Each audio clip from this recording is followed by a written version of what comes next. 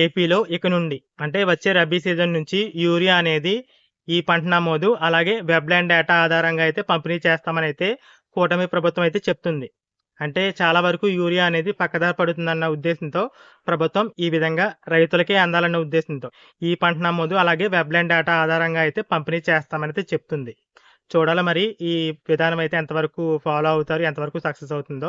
ఇక ఈ పంట నమోదనేది ప్రెజెంట్ అయితే చేస్తున్నారు. సెప్టెంబర్ 30వ తేదీ వరకు కూడా ఈ పంటలో పేరైతే నమోదు చేసుకోవడానికి ప్రభుత్వం అవకాశం అయితే ఇవ్వడం జరిగింది. ప్రస్తుతానికైతే సెప్టెంబర్ 30వ తేదీ ఈ పంటలో పేరు నమోదు చేసుకోవడానికైతే చివరి తేదీ.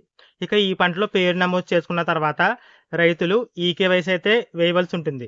రైతులు ఈకేవైసీ కంపల్సరీ కాదని అయితే ప్రభుత్వం గతంలో చెప్పింది గానీ, ప్రస్తుతం రైతులే ముందుకొస్తున్నారు ఈకేవైసీ వేయడానికి. కాబట్టి ఎవరైతే ఈ పంటలో పేరు నమోదు చేసుకున్నారో వాళ్ళు పేరు నమోదు చేసుకున్న తర్వాత ముందుగా అగ్రికల్చర్ అసిస్టెంట్ అయితే వేలిముద్ర అయితే వేస్తారు. అంటే ఈకేవైసీ వేస్తారు.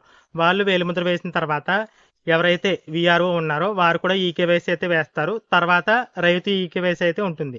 రైతు ఈకేవైసీకి వచ్చే టైంకి వేలిముద్రతో పాటు ఓటీపీకి కూడా అవకాశం అయితే ఉంటుంది కాబట్టి దగ్గరలో అంటే వారికి దగ్గరలో అందుబాటులో లేని వాళ్ళు ఎవరైనా ఉన్నట్లయితే ఓటీపీ ద్వారా కూడా ఈ ఈ పంట నమోదుకి సంబంధించి ఈకేవైసీ అయితే కంప్లీట్ చేసుకోండి.